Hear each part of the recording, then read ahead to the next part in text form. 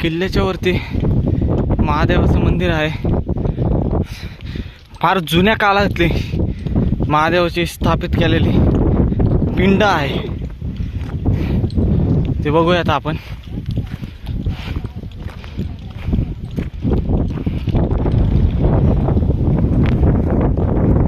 इथं काय इतिहास वगैरे लिहिलेला आहे,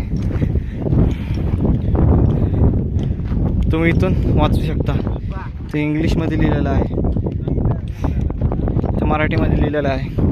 तुम्ही किल्ल्यावर आल्यावर तुम्ही इतिहास वाचू शकता. किल्ल्यावर काम चालू आहे, जे काही बाकी काम असेल ते काम चालू आहे.